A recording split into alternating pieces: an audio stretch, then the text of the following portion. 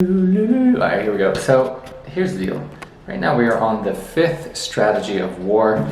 What I love about it is I'm doing martial arts training in real time in line with the completion of the dissemination of this book. Meaning, when I did the 48 Laws of Power, I was back into the deep end of the rat life. And you got to see in real time all of the laws of power being enacted, being combated in real time within the workplace.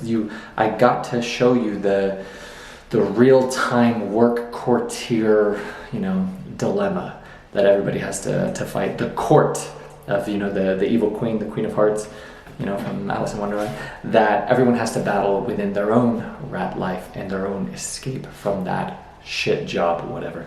Now we get to actually realize the 33 strategies of war from having the courage to step into the arena and see the true validity of these stratagems. So without any dilly-dally, without any ado, here we go. I want to give a quick update. So right now we're in Mexico, and this is the 24th week of, I looked at it today because I started, not the 24th week of this trip because I flew out July 3rd, but the 24th week of the martial arts training itself. I started October 6th, 2025 in Brazil, and I did 11, 12, 13 weeks in Brazil, 7 weeks in Argentina, and now this is the end of week 4 in Mexico. So collectively, we just completed essentially 6 months, even though there's still more time in March, but 6 months of martial arts training. And right now, the only form of the art that I'm doing is jiu-jitsu. I tried to sign up for a boxing gym here, actually a couple different ones, but it didn't work out. So I'm taking that as divine guidance that this is the season for me for rest on my hero's journey. And it's actually super cool how that's a recurring arc. The Hero's Journey. There's actually a book that I came across yesterday. The title of it, I think it's called The Hero's Journey by something Campbell, Joseph Campbell, something like that, like the hero of 1,000 faces, or the hero has 1,000 faces, something like that. And it's fascinating how it's the same thing across every film, every literature, and it's something that I'm living out in real time on this trip. Especially when I reflect back on the past hero's journeys that I've had when I've gone abroad before, and the elixir prize, the wisdom that I've gotten, the enlightenment, whatever, and then you bring it back home on your journey and your return home, and then you start a new hero's journey. It's fascinating. But we're gonna get into the law. I have 1 page of notes here, so we're gonna keep to the schedule. And here we go. Okay. Strategy number 5 of the 33 strategies of war: avoid the snares of groupthink, the command and control strategy. And the first note that I had of this, of avoid the snares of groupthink, because you have to understand, people who think in a group are very fucking retarded. Meaning, if you think of a crowd and how fickle they are, a perfect example are UFC fights, and you hear the crowd. I remember a recent one, it was Tom Aspinall, he got poked in the eye. He got an eye gouge. And the crowd was booing him because he didn't go on. And he's like, what do you want me to do? I literally just got gouged in both eyes, but these drunkards, and you can even tie this back to antiquity and when people would go to the Colosseum, they're these bloodthirsty, fickle sheep who they don't have that cognizance awareness to think for themselves. And people, particularly weak people, they're very, very bold when they have numbers at their sides. People who are, if you get them as an individual, terrorists are a good example. If you get them as an individual, you'll see how quickly they cower. Immediately, when you actually get them alone by themselves. But people have all of this brass when there's 1,000 or 100,000 of them, to where you'll see this. If you listen or watch big crowds, they'll speak and do slurs and do trash talk like that they would never do isolated on their own. And that's why I really like the reflection of this law: avoid the snares of groupthink. And the first thing that came to mind of why you want to avoid such is because you want to think for yourself. That's the whole premise of all of these books, of all of these lectures, of Rat Life University, of Tariq House. I'm planting that seed of food for thought, food for consideration for you to think for yourself. Not even to take everything that I'm saying at face value, because my whole goal is to disseminate the truth. That's why we're discussing all of this. It's the pursuit of truth, right? And the only way that we can do that is by having the dialogue. And so if you observe history, anytime that the narrative has been one-sided, when one side was silenced and not able to speak, when views weren't able to be challenged, all of that is reflective of a bullshit premise, of lies, of treachery, of tyranny. Because truth, any science person will be able to corroborate this, has to be challenged. That's how you seek and disseminate and synthesize what is and what is not, right? But if we can't even have the dialogue, if we can't even sift through what's garbage and what's not, then how are we ever going to get to the truth? Okay. So the first thing that came to my mind was the sheep of COVID, and I literally remember, and I didn't have the skill of articulation that I do now, but it was one of those moments where I was like, I knew this person was wrong, and I knew that they were sheep-minded, and I knew that I was observing stupidity, and in the moment, my awestruckedness was that this person was in a position of authority and leadership, a director overseeing us, my boss, who was overseeing me.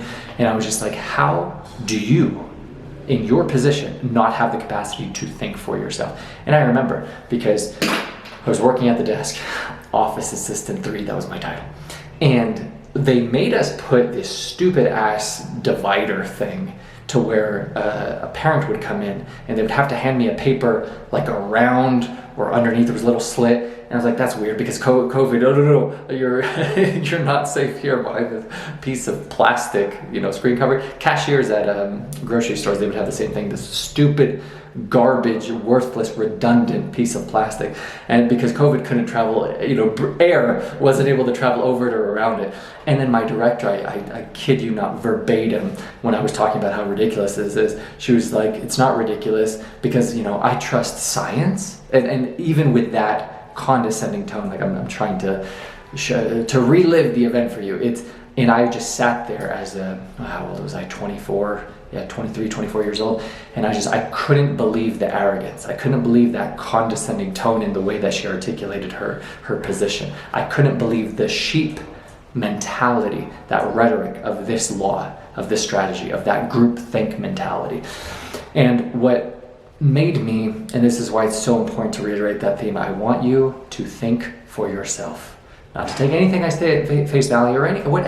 I learned that from Jim Rohn when he was giving his lectures. He said, don't just take even what I say, be a student, don't be a follower, right? Because the whole goal is you should be finding truths that resonate with you, not resonate with the validation that you might be seeking of your bullshit story. And you want somebody to validate your garbage. No, but you have to harbor that humility to say, no, I'm seeking truth. I'm seeking, beyond the pain and beyond the trauma, beyond my limiting beliefs, beyond my insecurities. If you have that humility to cast aside your ego and you're actually about it and you're not just talking shit, but you're actually searching for truth, you'll find it. And you'll find all of the mirrors that you need. You'll find all of the reflections that you need. You'll find all of the patterns that are gifted to you for you to recognize for your breakthrough, for your benefit, for you. Because that's how life works. Life happens for you, right? What changed my perspective while harboring the idea that I'm insisting for food for thought, food for consideration, which to think for yourself, was when I was traveling during that time of 2021, and you had to have these garbage passes, these vaccination cards, all this trash. And I remember they were incentivizing you by gifting me my freedom to travel back. They said, no, just get this vaccine and I will give you back your God-given right of your freedom to travel back. And then that's when I did my reflection. I said, wait a second, what is stopping them from doing that again with something else? No, just comply with this thing and I will give you your God-given right back to you. And then I got, all patriotic, and I was thinking of the Constitution. I was like, what did it say? That we are endowed with these unalienable rights, that amongst which are life, liberty, and the pursuit of happiness. And I was like, that betrays the entire premise of that statement. And so I could see through the bullshit immediately through independent thought and reflection of thinking for myself. Because I asked and I iterated, and I asked that important, critical thinking question: what is stopping them from doing this again with something else? But then you also have to harbor cognizance or awareness of the bigger picture. Why would they be offering such a remedy for free in insisting on that. And then if you have a greater degree of discernment, then you could actually see the malevolence behind the message. I remember I was in a Walmart walking around and I heard on the radio, "Be a hero, get vaccinated." And I said, what in the fuck? I said, what does that make somebody who chooses not to? A villain by definition, by default. And I said, children are consuming this garbage. And so I don't care what your stance is on that. I don't care if you were one of the people who complied, who were led by fear, who did not think for themselves at the time. I learned from Jim Brown, don't use the past as a baton to beat yourself to death with. Use it as a tool to learn from. What I'm trying to offer you for reflection is the folly of groupthink, of mass think, of being led by fear. You know what I'm saying? Just because one person, one celebrity, one person of authority influence says something, I was going to say says some garbage, says something, and they speak with such conviction and such force, verve, you're just like, oh, it must be true. And then why is that threatening? Because it forfeits your time, your consideration to think for yourself, your opportunity to think for yourself. And I've had that, and it's actually a form of manipulation that horrific leaders use, and it's domination. And it's bulldozing, and I've literally been on the other end of it where we have the discussions. They're like, well, I actually don't know what I'm doing, but I pretend like I do. And that's how people have influence over other people. The one who is the most certain influences the group. So if somebody who is full of shit speaks with enough conviction, people who don't have that capacity to think for themselves, they'll fall victim and prey to the, oh yeah. And I learned from someone reflecting on something they learned from a psychologist, they'll do other forms of manipulation in terms of their body language. They'll nod like this to get you to subconsciously agree with them, and then you're making a micro-agreement. And I learned from that video, it makes you more prone to agree with other bullshit that they have to say in there. It's all manipulation, and it's all garbage. But if you don't have the capacity of that discernment, if you don't have the ability, the humility to think for yourself, to challenge a view, a perspective, what I'm insisting are things that people got murdered over in times past. I forget who it was. It was Socrates or Aristotle he was banished, and then he was sentenced to death for corrupting the minds of the youth by having them think for themselves. What a consideration, what a thought. Because this is why they don't want you to do it. If you took the time to think for yourself, you would see all the cracks. You would see the Truman Show. You would see all of the flaws, all of the inconsistencies. You'd say, wait a second, and that's why people who are horrific leaders, they bulldoze. Because if they don't give you time to think, they don't give you the space to see all of the flaws and all of the holes of the ship, all of the flaws in their plan, all of the inadequacies within their capacity for leadership. Right? So all of that is the initial reflection on why, to begin with, you should avoid the snares of groupthink. So immediately you can see, even without even discussing war or martial arts or stepping into the arena, the validity of the strategy and how you can apply it to yourself. Okay. Quotes. The truth is that everything starts from the top. So this is a reflection and a commentary on leadership. What determines your failure or success is your style of leadership and the chain of command that you designed. And there's a really good quote I put underneath that by Xenophon. He says, for what the leaders are, that, as a rule, will the men below them be. And I've observed this in almost every job that I've ever worked. If you have a guy or a woman in a form of leadership who is a cuck, somebody who is just, who they are so void of character, of honor, of integrity, of a moral compass, who do you think is in their court? Who do you think are their yes men that they're surrounded by? Who do you think are the ones who are fanning the flames of that kind of stupidity, of that kind of gossip, of that kind of garbage? And I've been in those rooms, I've been in those conferences, I've been in those meetings where these horrific children will literally be throwing these tantrums. And my stance on it was, oh, this just must be how it goes here at the top. Ignore the fucking yelling over there. This just must be how it goes at the top, right? This because of this is how the stress is, behind these closed doors. When in reality, and I lost that sense of imposter syndrome, and I was just like, no, these are people who are just incompetent leaders. These are people who literally don't have stress tolerance. They don't have emotional control. They don't have emotional stoicism. And so what they're doing is they're projecting all of that garbage onto the other people in the room. And it's fascinating when you see the incompetence of leadership. And what I've learned is it's from people who have never known real stress. And so their bar is here. And you see these with coworkers. Somebody who gets an email that raises their cortisol because they don't have anything to juxtapose it to. Or for the guy who's been in I could list a plethora of things that I've endured, struggle, adversity, hardship within my journey, to where anything within the rat life, anything going back to a 9-to-5 job, is a joke of relative stress. When you don't know where your next meal is coming from, or how you're going to make ends meet, how you're going to pay for rent, where you're going to live, when you know actual stress, which is survival, which is fight or flight, then when you go into the, how we're going to make this deadline, it's a literal joke. But then you get the animosity from your peers because they'll see you and presume that you're not taking the task seriously, simply due to your heightened capacity of stress tolerance. But it's all fascinating for the truth of that statement. For what the leaders are, that as a rule will the men below them be. I find that people emulate without everything from the culture to the standard to the etiquette, everything is emulated because that is the standard that you're setting. That's the thermostat that you're setting for the organization.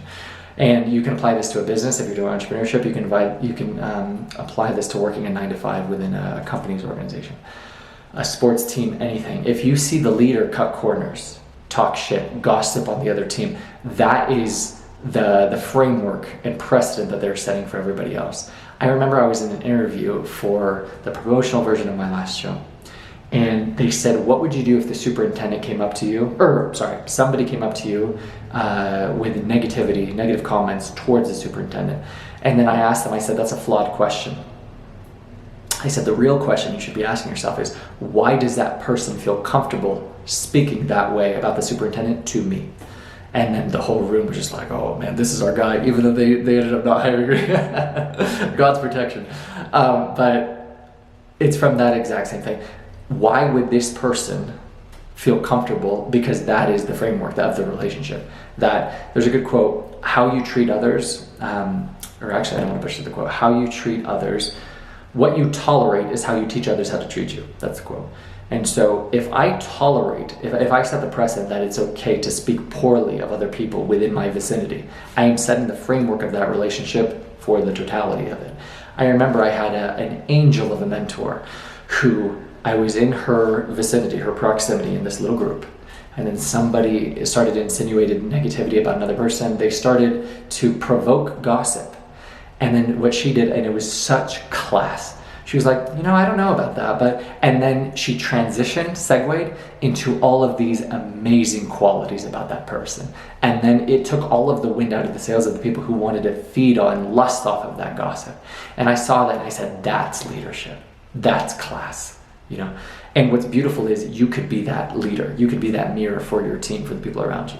So all of that ties into that quote. Does that make sense?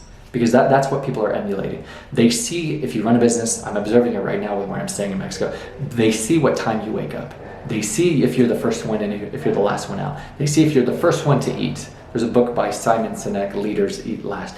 Everybody is observing this, whether they verbalize it or not. They see the effort, they see the etiquette, they see whether you cut corners, if you ever harbor the rhetoric good enough, or if you do your best every single time. There's a quote from Greg Plitt. He's like, do you dust the entire countertop, and pick the frame, the picture frame up and do the job right, or do you cut corners and say good enough? And he's like, do the job right or don't do it at all. And he said, if you wash your car and you put all the hoses and the soap and the bucket and the water away, but then you come back and you notice you missed a spot. He said, what do? Do you pull it all out and do the job right, or do you say good enough? And it's the whole premise of integrity, character integrity. It's what you do day in and day out when no one's watching. And then he's like, if you do it then, I promise you will do it when everyone's watching. But the thing is, when you're in a public space, an environment, it actually doesn't even matter what you do behind closed doors, because that standard will be reflected within other behaviors. I learned it from Jim Rohn. Everything bleeds. Everything bleeds. So if you find yourself, and you notice with people who are out of shape, if you think for a second their sloth and their lack of discipline and their lack of self-respect for themselves doesn't bleed into other areas of their life, such as their ambition and effort put towards their business or relationship or their job, you're kidding yourself. You're sadly mistaken. because that same discipline or lack thereof is 1000% bleeding into every other thing, even if they try to convince themselves or the people around them that it's not. And so it's very, very important that you understand that how you do something is how you do everything. And people will emulate that within your leadership, within any organization. Okay. There was a quote in here that I highlighted. It said, trust your own vision.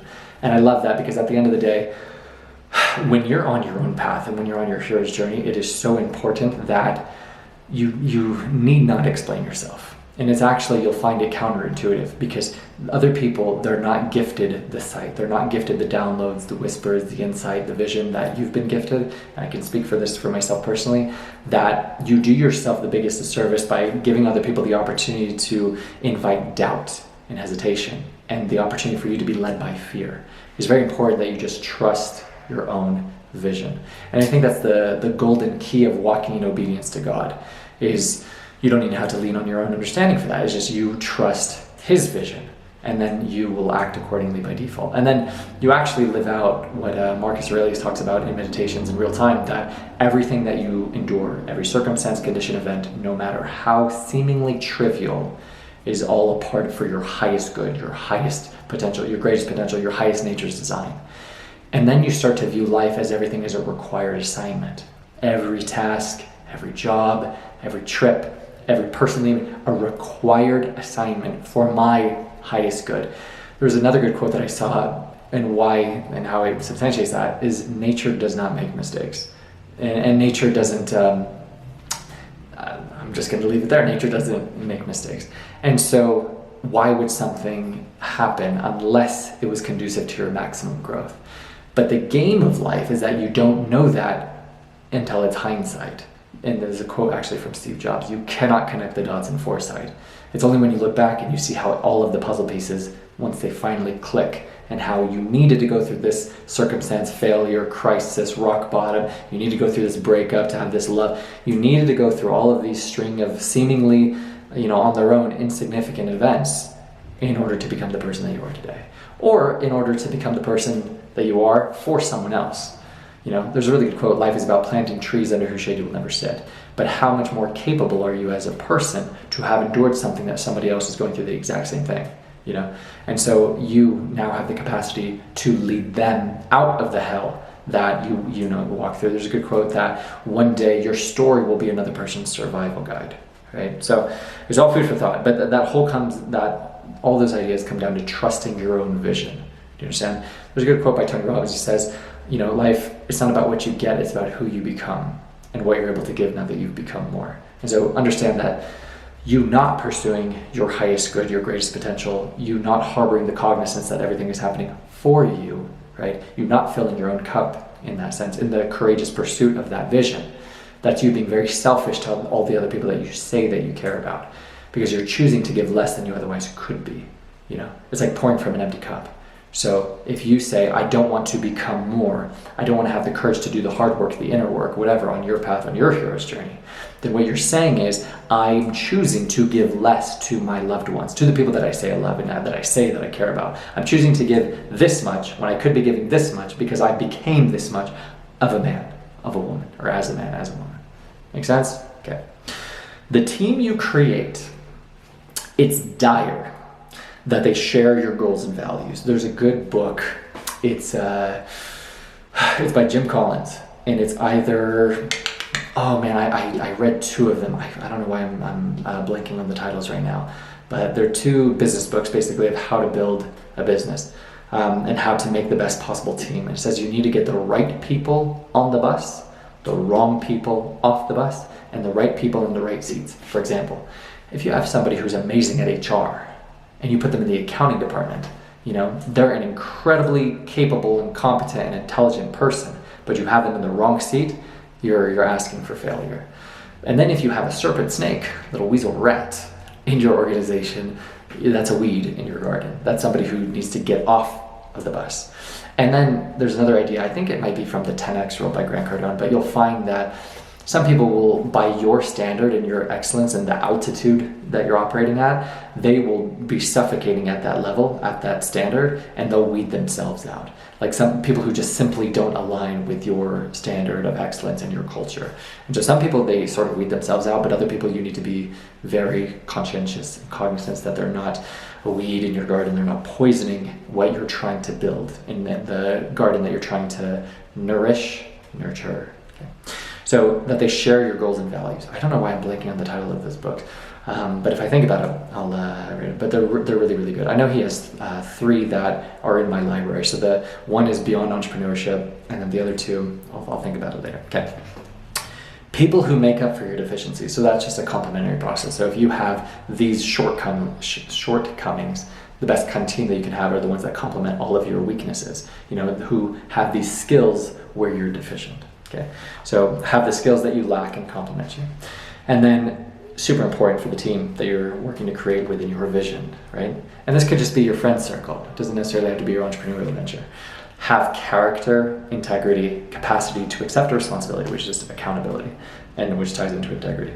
And think independently, as in, that's actually the best way for you to buy back and save your time, is that you take somebody who thinks about and reflects and is cognizant of what would Tarek do within this context, within this situation. So they have his integrity, his accountability, his accountability is the biggest one, as in, I find that's I'm blanking on the word for it, but personal agency. It's personal agency, as in they make decisions on their own and they take full responsibility and accountability for the consequences or positive benefits of those actions being enacted and implemented. And that's very, very important that you have a part of your team. If you see people who are void of integrity, I learned this from Marcus Aurelius in Meditations. He says, if you get angry at these people, he said, put the blame on yourself for how is it that you can presume to be of anger at somebody whose character you knew to be untrustworthy, but you think in your twisted mind that you're worthy of their trust. It was a beautiful sentiment, meaning people will show you their true colors. Robert Greene actually expresses this. I don't know if it was in one of his books or in an interview. Believe them the first time. If somebody is known to be a liar or a cheater or someone of poor quality of character or caliber, believe them. They showed you their cards. They played their hand. They showed you their true colors, and you're doing yourself a disservice by listening to the seductive lies of their no, that's not the real me. When I accidentally let the mask fall and actually showed you who I actually am. No, let me put this back on and seduce you and lull you back to this bullshit illusion, right, of who I'm pretending to be. Okay, so very, very important that your team has all of those things: character, integrity, quality, caliber of excellence, the standard, and accountability, right? Okay. A key function of any chain of command. So this is all in the strategy. Avoid the snares of groupthink, the command and control strategy. A key function of any chain of command is to supply information rapidly from the trenches, letting you adapt faster to circumstances. And the commentary that I had was Ray Dalio's iteration in the feedback loop. So if you've ever read the book Principles, Ray Dalio talks about the plan, execute, iterate, and it looks like this. So most people think success is linear. It is if you zoom out, but it's not when you zoom in. Success looks like this. You have an idea, you have a plan A, whatever, and then you try, you fail miserably, crash and burn, but then you iterate. You sit with your team, what went wrong? Not who's to blame, what went wrong, so we can identify it and so we can move forward, right? And so it goes like this, and there's a little loop. So you try, plan, execute, so you take action, fails, and then you iterate, and then you improve. And then you get to the problem B's, right? And then you do that same loop, and that's the linear progression zoomed out. So it is linear over time, but it's from this feedback loop. Plan, execute, iterate. Plan, execute, iterate. And then over time, your progression is linear. So to repeat, a key function of any chain of command is to supply information rapidly from the trenches, letting you adapt faster to circumstances. So that's why they say the greatest successes in life are the greatest failures, because what they did was they took that feedback loop and they made it as short as possible. I'll give you an example. I remember watching a Twitch stream of a game that I used to play, World of Warcraft. And when a normal person plays a video game, right, and they're on whatever the communication is, it used to be Ventrilo back in the day, then it became Skype, then it became Discord. and you're playing with your teammates, right? And you play a game, and you play a match, right? A rated game, whatever. And you lose. And then what's the first thing that you do when you leave that matchmaking game, right? You fucking iterate. What went wrong? What went right? What should we do next time, right? Okay. And that's a very quick feedback loop, right? Because you played the game, you did the execution, and then you did the iteration. And then it's that loop, and then boom, back into the game with this new knowledge, right? This new reflection, this new strategy. Okay. But then I would watch this Twitch stream, and it was so advanced where they're filming their gameplay, right? Because they're live streaming. They would play the game, and then while they're waiting, so the game would end, they would lose. And while they're waiting for the next game, they would be re-watching the game that they just played, and they would literally to the microsecond, frame by frame, say, you did this, you were positioned here, you should have done this. Their feedback loop is incredible. The detail, how fast it is. And I said, if you're not doing that, you cannot compete with those people. And people in businesses and that's what they're doing at the very top through technology. It's actually one of the principals from Ray Dalio, who was at the time the owner of Bridgewater, the #1 hedge fund. It was like the most $1 billion whatever hedge fund in the world. And it was from that was another tier of it. You need to have technology. That helps the iteration process. Do you understand? Not only just streamlining the operations of the business, but it helps the iteration process, because he would also use it for feedback from his actual employees. But I'm not going to get into that in this video. So do you understand that? Do you understand the importance of the iteration, of the feedback loop, of how if you condense the time of that? For example, most people, when they're trying to lose weight, if you weigh yourself every 2 months, and then you find, 2 months later I gained 5 pounds, and only then are you going to change the actions. Maybe I should put myself into a more of a caloric deficit. Then you're setting yourself up horrifically. And that's maybe not the best example, because then you would go to the extreme of weighing yourself every day, not understanding how water fluctuates, how the sleep affects your weight, all of this. But what I'm saying is, if you don't iterate on a shorter time horizon, then you don't get a faster feedback loop for improvement. Got it? So that's the importance of that chain of command, is to supply information rapidly from the trenches, letting you adapt faster to circumstances so they can do that very loop. Okay. Make your team feel like they are part of a great cause. This was a commentary from a writer on Napoleon Bonaparte, because when he would ask for reports from his generals, from his officers, his letters would inspire them, but it would also give them leeway. There's a good sentiment. It's in the 7 Habits of Highly Effective People by Stephen Covey. And he says, you need to give everyone a part of your organization a spoon. Everyone in your relationship, you need to give them a spoon. Like, you pretend you're making a cake, right? You're making a cake. If you've ever made cookies, that's maybe a better example, and your mom gave you the spoon and you felt like you were a part of it. I know I did when I was a child, you know what I'm saying? I contributed nothing. I didn't do shit. She made all of it, but she would force me. It was child labor. She would make me stir, and it was as if I did it. And it was just like, wow, I feel a part of it. You know what I'm saying? The whole idea is, in terms of leadership, in terms of exercising and enacting your vision, is the way that you can make people feel part of it, part of the cause, valued. You can fill their significance cup. You can make them feel important, necessary, right? Is by giving them a spoon. Help, listening to their ideas, considering, reflecting, and then when they even see you enacting some of their good ideas, you're just like, wow, I feel valued. I feel like my voice matters.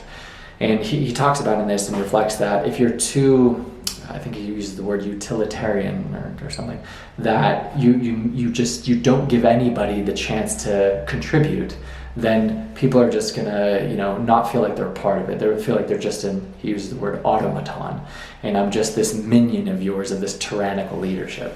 But he said, you also can't be super flexible where you're taking, advice from everybody. And he's like, you need to, and he said it's an art. You know what I'm saying? To where you're giving people a spoon. And it's even, a good example is right now Ricardo's hosting me and he's building his gym. And whenever I see places for, little improvements here and there, I offer it for food for consideration. I just did it before recording this. I was like, a mirror would look really good here on this step leading up to the gym. I know people would like that with, and you could put like a little sign of motivation, like, you'll never be this person again. Or he was like, you versus you, maybe. And he was like, oh, that's a really good idea. It's just planning food for thought, and when I see him take my counsel or my advice, that makes me feel like I'm not a part of it. You know what I'm saying? But at the end of the day, the final decision is his for leading and building his own gym. So it's very powerful. It's a powerful tool for making people feel a part of the cause. And then if you can inspire them and have them align with the mission, with the cause, it'll feel effortless. And you'll literally, I even had that with Rat Life. You can make people feel a part of this, a worthy cause, a winnable fight. And for me, there's no better pursuit than that of freedom. That's why we're doing all of this. That's what the pursuit of truth is. And when I think about my journey even right now, the hero's journey, at the end of the day, it's that journey of unbecoming that Paulo Coelho discusses, where it's like maybe the journey isn't about becoming anything, it's about unbecoming everything that isn't you. You know, and at the end of the day, when I think about what do I want, and I ask myself, and I say, sweetheart, what do you want? And I say, I just want to be free. I just want to be free. And people who are so inured, to quote the Matrix, within the Matrix, within the rat life, there are people who are enacting that quote, most men lead quiet lives of desperation. You know, they're drowning, they're suffocating, they're wearing 1,000 masks, they're drowning in a system designed to enslave you for life, they're drowning in debt, they're making enough income to barely make ends meet that's taxed 1,000 times.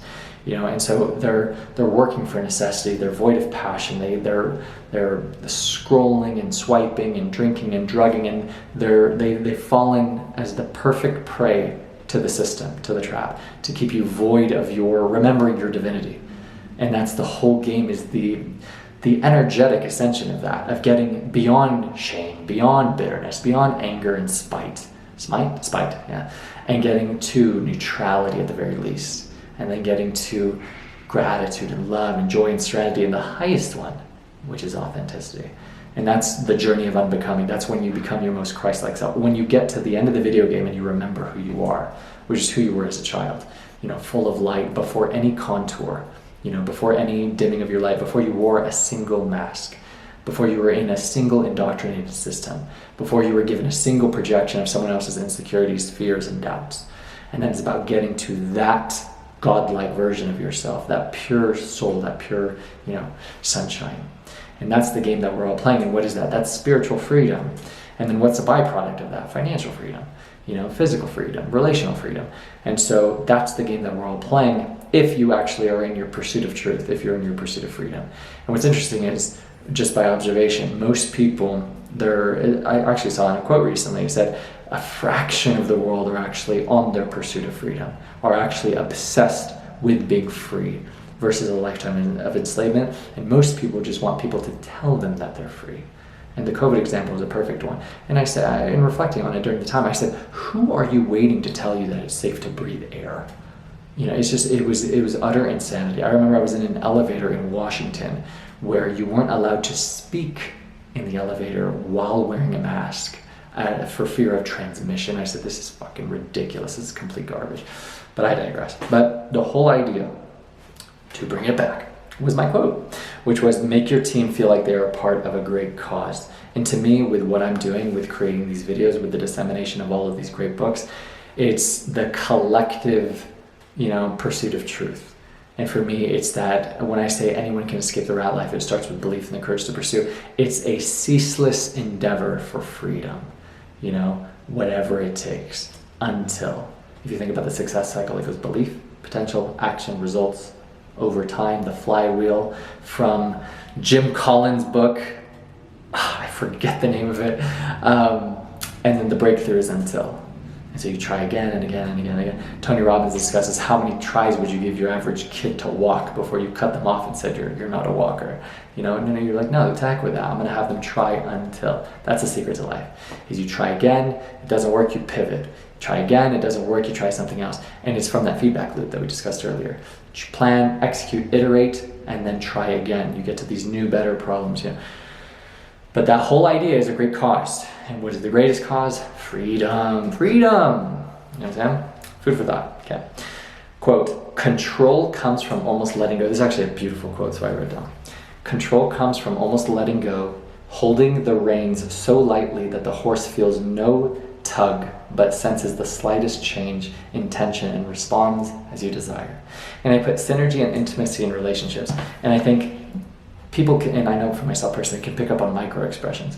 And so if you're in a relationship with somebody who, just by the a pause within your words, just by the subtle break within your eye contact, just by the squinting, the most subtlest of details, the lightest hands on the reins. What they can do is anticipate that, or glean that tension, discern that, inconsistency, and then know that there's something beyond what you're telling, what their partner is telling. And that's true intimacy and true synergy and true connection, is being able to anticipate the needs and desires of my partner. And then a great partner is, how can I fulfill them? How can I remedy that? How can I make this person feel euphoria and ecstasy? Do you know what I'm saying? And I think that was a beautiful commentary. Control comes from almost letting go, because in relationships you don't want the partner who's that dominating. And what's beautiful about that is when you give somebody the liberty to be free and feel so completely safe as a man, submission comes naturally.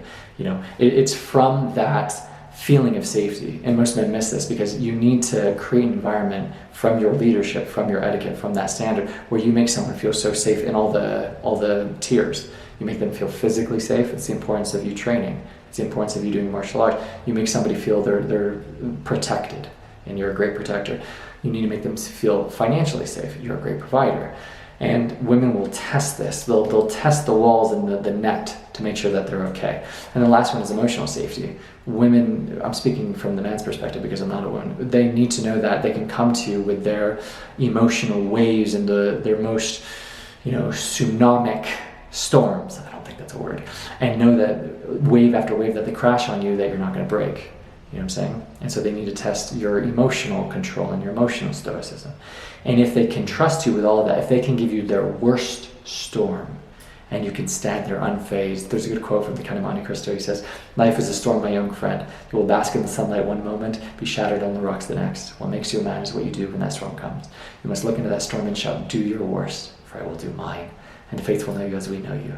And imagine that as your woman, her crashing her greatest emotional turmoil in the storm, and you just stand there like, "Is that all, sweetheart?" And then how safe would you make her feel? And you'll notice this by the person that you bring out with them. And I've noticed this for relationships. I've noticed this for taking my mom to a Euro trip. When she felt protected, when she felt emotionally safe, when she felt financially, that we're covered, you bring out the child in them. In my mom, she's 67, you can bring out the girl, the giddy, excited, lighthearted, who feels so safe to reside in her feminine energy, to let go, to turn her brain off. And it is the most beautiful thing you'll ever experience as a man, is making another person, guy or girl, feel safe. And it's actually the greatest compliment I've ever been given by someone. They said, "When I was with you, I felt safe." And that is from the environment that you create. And what I find, even just in verbal conversation, is because people know that when they're, discording with me, they're not going to be met with judgment, criticism, or condemnation, because I don't care. I don't care about your decisions or your past mistakes or this. It doesn't mean anything to me. It's if you're in the pursuit of your own hero's journey, which is the pursuit of truth, of betterment, of reflection, of accountability, of growth, then who gives a shit, because you're no longer that person anymore. You know what I'm saying? And we're all just doing our best. We're all just trying to improve. And it's from that honesty and vulnerability and transparency that I believe it makes other people feel so safe to let go within my presence, within a conversation with me. It's beautiful. And this is a perfect time to plug escapethroughlife.com. That's exactly what I'm trying to build within the garden. So if you haven't checked that out already, you need to go to escapethroughlife.com. Okay.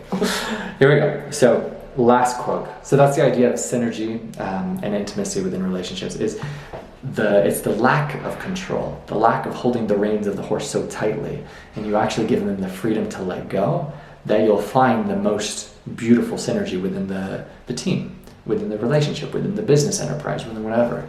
It's the ones who feel the need to micromanage, who you don't even harbor the respect or consideration that they are a leader. I had a former boss tell me, "You need to listen to me," verbatim. And I was like, how can you classify yourself as a leader to need to have to articulate that sentiment? That should be a given. But it's from your horrific inadequacy as a leader that you need to reiterate that you need to adhere to what I have to say. And it was a complete joke. But that's from somebody who completely lacks the capacity to reside in that position of authority. But you'll notice that within countless jobs, within relationships, if a guy ever tells you as a woman that you need to submit to me or anything, and it's not something that comes natural to you, you are not following a right leader, and you know that intrinsically, you know that intuitively, versus when you see somebody who resides in character and honor and duty and personal accountability and agency and responsibility, and somebody who's walking in obedience to God, you're just like, that is somebody who I want to follow, and it just comes down to character and integrity at the end of the day. So, but to each their own, you know what I'm saying? Here we go. I love this, and this is the last of it, this is the end. Never be intimidated by an alliance of forces against you. If they share leadership, if they are ruled by committee, Robert Greene writes so well, I love it, your advantage is more than enough. In fact, do as Napoleon did and seek out enemies with that kind of command structure. You cannot fail to win. And I put checkmate, bitch. And this was exactly what happened with my last job. When my serpent superior filed these bullshit allegations against me in a colluded effort to illegally get me fired, it was as if it was me. I had several angels within my corner, and I'm giving all of the credit to God, but it was me versus all of them. It was me and God versus all of them. And I literally was able to live out in real time the quote from God, or from the Bible, is like, if he is with me, if he stands with me, who can stand before it? I'm butchering it, but I literally had all of these people who had all of this. They took all of my work equipment, they blocked me out of my access to my email, so I had zero form of evidence to back me up and to provide evidence for my own, position. They controlled and owned the litigators, who presumed to be non-biased, attorneys during this non-biased investigation, but who they were on their payroll. You know what I'm saying? And so I actually got to experience it in real time. What happens when the deck is so stacked against you. But I can tell you right now, from being on the other side, from living out the beautiful words of one of my angels, she said, the only way out is through. Now that I'm on the other side, I'm on month 9 of my hero's journey of traveling the world right now, that I would not be living out had it not been for that catalyst. And so not only did I achieve victory, and then I get to hear after the fact, this person who fabricated these things against you, they're in a horrific spot, you exposed everything here. That it was like a sinking ship that was going down. This person is now divorced. When I tell you, I'm not trying to say that because they came up against me, a child of God, this was the consequence of that. I don't harbor that ego or hubris, but it's just a fascinating observation what happens when you stand in truth and when other people fabricate lies to the detriment of somebody who did nothing except offer and give unconditional love. Somebody who just had everyone's good intention at heart, and it's fascinating to see the karmic retribution and vengeance that you need no pardon. It's that quote from The Revenant that vengeance is in God's hands. And it's fascinating that all you have to do is just be of honor and of integrity and of good intentions and unconditional love. And then literally the quote from the Bible, and not a hair on your head will be touched. And I'm literally living proof of that. But also, to bring it full circle, the sentiment from Marcus Aurelius in Meditations, that every single thing that you go through, including me being positioned for resignation in lieu of termination, as in the board voted for me to draft paperwork to get me fired. They won, seemingly. Everything. Like they got what they wanted, which was me out. My light and my exposition of all the deception and treachery and bullying and everything was a cancer to that organization. And so you need to remove that cancer, right? In the form of, hey, we need to fire him or we need to have him resign in lieu of it. But had that not all happened, I wouldn't be living the life that I'm living now, living and leading the freedom that I'm living right now. And so it proves that sentiment from Marcus Aurelius, that everything in your life, no matter how seemingly insignificant, no matter how horrifically against you it appears and it seems, how negative seemingly, it's all happening for you, for your highest good, for your highest nature's design. I would have never been on my hero's journey that I'm on right now had it not been for this serpent. Do you know what I'm saying? And so when you look at it from that, I want to say humbling perspective, or just that honest perspective, it's like, wait a second. As much as I want to hate and resent this person, they were God's greatest gift, for me, because otherwise I would have been in that same place. I would have been surrounded by that measure. My soul would have still been on fire, wearing the 1,000th mask, you know, just lying, like, yeah. But now we're here. So, does all of that make sense? It's so beautiful that, and I just want to reiterate it one more time before we close out. Never be intimidated by an alliance of forces against you. If they share leadership, if they are ruled by committee, your advantage is more than enough. In fact, do as Napoleon did and seek out enemies with that kind of command structure. You cannot fail to win. And it's completely true. That if he be with us, who can stand against us? And you'll find that. You'll find if you just simply go about your day operating in love, in light, in unconditional love for other people, with good intentions in your heart, it does not matter what the circumstances are. And I've been in those rooms. I've been in those police investigations. I've been across those attorneys. I've been in those, you know, banishments and imprisonments. I've been in those positions. And I can, my word to God, nothing will happen to you. You know what I'm saying? Because your heart is true. And it's almost as if you're divinely protected when you align with God and when you align with truth. And so it's all food for thought and food for consideration. And as battery's dying, so we're going to close it here. So that's the 5th strategy of war by Robert Greene. Avoid the snares of groupthink. And hopefully I did a good reason or a good job articulating why you want to avoid the folly of that. And the command and control strategy, as in all you have to do is make people feel safe to let go. You make the reins feel so light and give people the freedom to operate, to move, to work independently. You give them a spoon and you will be, you know, blown away by the amount of love and effort and contribution and support that you'll find within your relationship, within your business, within your team. That, Tark House, we're all going to make it. Check in with you guys later.